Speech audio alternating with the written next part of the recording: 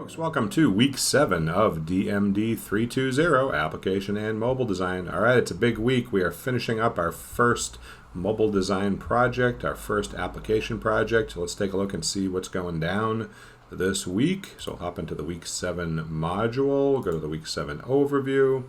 Okay, so the main thing this week is that after getting some feedback from your design stage, deliverable 4, of your first mobile app from myself and from your classmates. Hopefully you've gone ahead and made some changes, cleaned things up, made it look really good.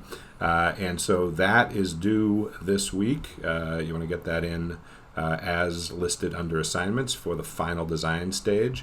Meanwhile, you've probably already started working on the prototype, right? Even though you're maybe making some adjustments to the design stage and finishing that up, you're probably already thinking about your prototyping and how you're going to link things together and get them to work within the prototype. But we're going to finish that up this week because that, of course, is going to be the full completion of the project. So it is due, the entire project one, all of the deliverables, all of the ways in which you are completing it is due at the end of this week. So check the assignments page for the actual due date and time. Make sure you get it in on time. Today we're going to take a closer look at prototyping, just to look at some of the options for prototyping, and just to make sure that you're doing everything you can to make your prototype as interesting and interactive as possible. There is some reading today under media, the responsive design checklist. This here is just really sort of pure textbook reading, responsive design checklist, your 7-item list for responsive design. This is a really good article.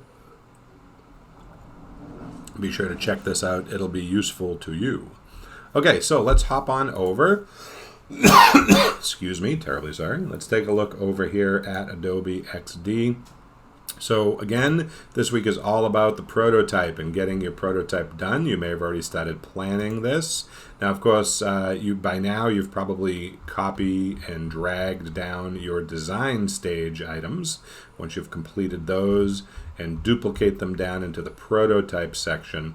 And now it's time to start sort of making your connections. Now, in older versions of Adobe XD, you could really only create prototype connections between screens, right? From screen to screen, from artboard to artboard. So you could make a link from this artboard to this artboard, and then this artboard down to this artboard, or then maybe down to this one, and so on and so forth. However, in more recent versions of Adobe XD, the newest version, which you guys should have, you can also make object-to-object links, which makes the prototyping more realistic to an actual working app or an actual working website.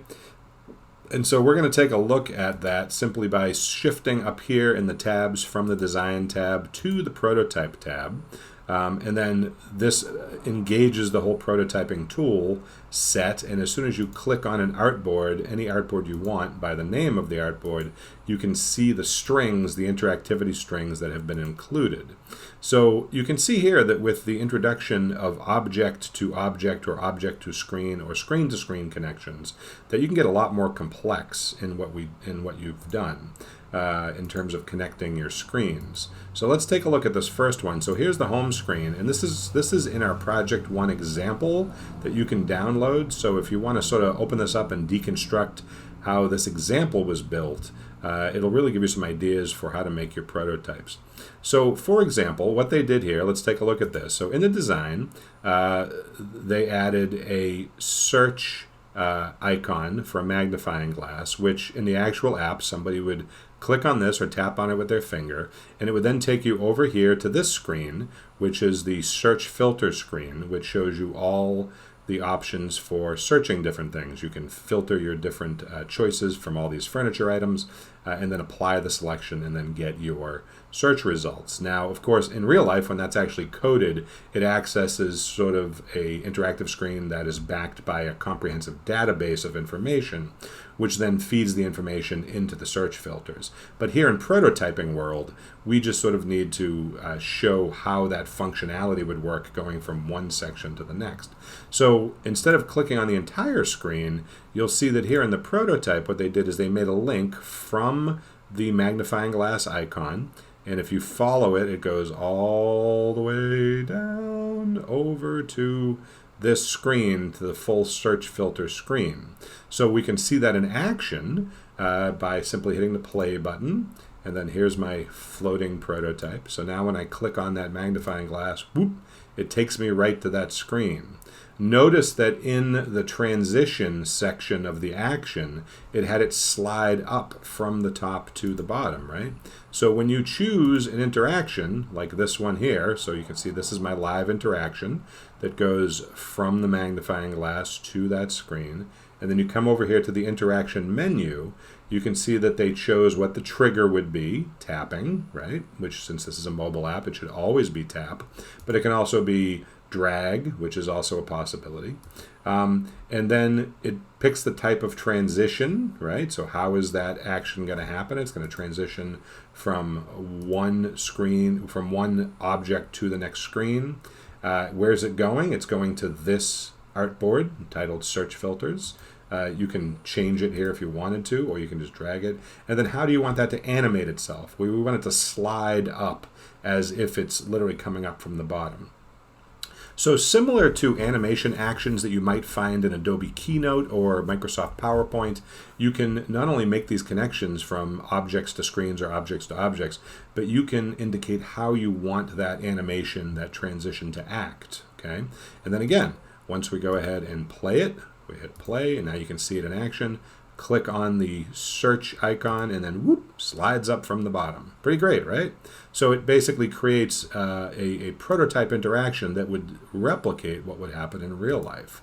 Let's look at another one, okay? So we're going to stay on the home screen here, and we'll look at another one here. Let's see what happens over here. Well, there's the See All button here. So in this design, we have a room combination slider, which shows some photographs of different rooms, living room, bedroom, etc.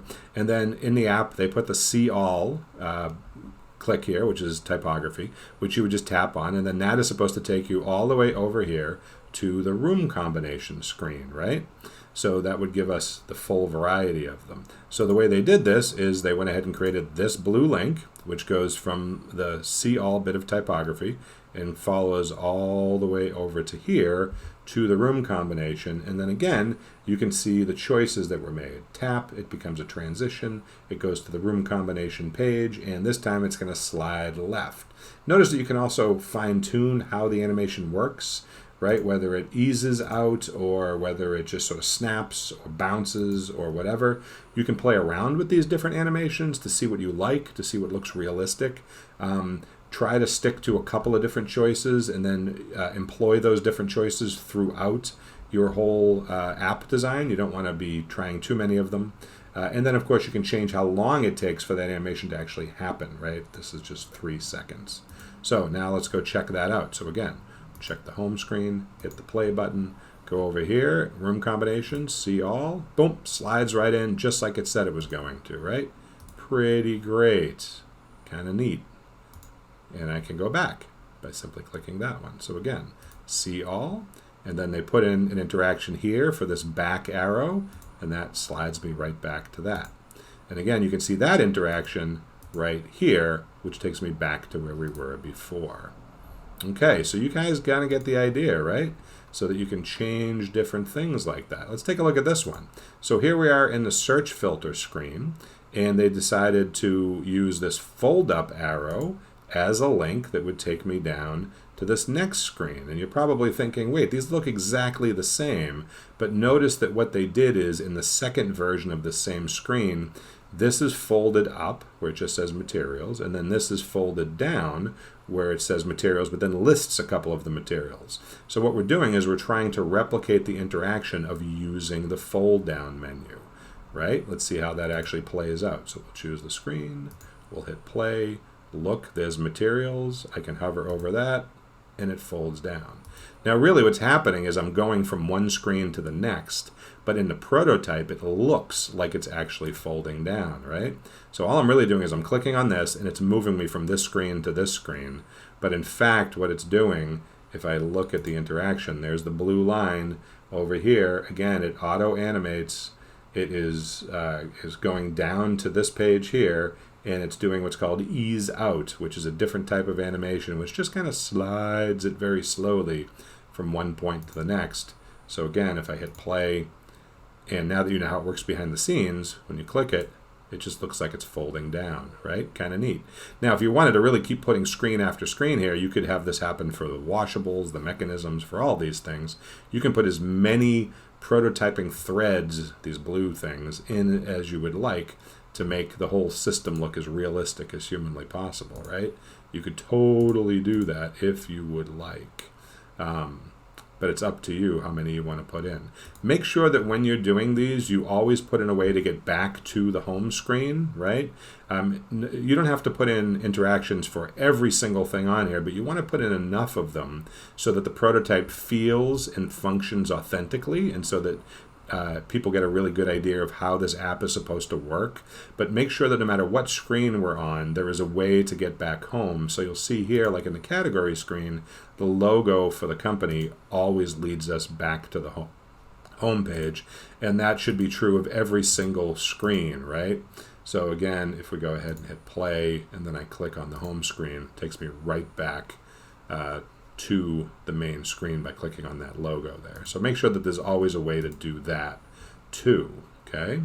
Now there's all sorts of other things you could do, like for example, we could grab the plus symbol, the X symbol here, and that could simply take me down back to the home page, right?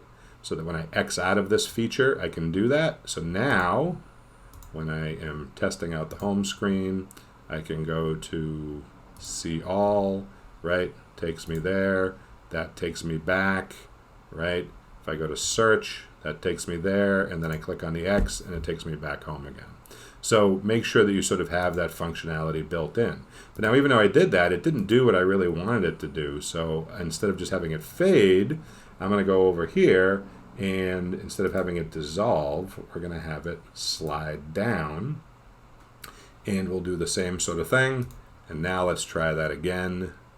So now we'll go back over here, go back to the home screen, and play the simulation. Again, search, X, search, X. So you can add these as you go. All right. So this stage of the design process should eat up a lot of time, because even though you're happy with your design, you really want to go through each of your interactive elements and decide how you're going to replicate them. And remember, if you make a mistake, if you decide, you know what, I don't like that interaction, all you've got to do is choose one and get rid of it. Just delete it altogether and hit the old delete key on your keyboard, and it's gone. You can get rid of that interaction and try again until you're happy with it. All right, so this week, lots of time on making your prototype work. We are going to be turning them in through Canvas, and we're also going to be publishing them through the Adobe publishing system, but we'll talk about that a little later in the week. For now, let's just get Project One finished up. All right, lots to do this week. All right, I will see you guys soon, and happy working.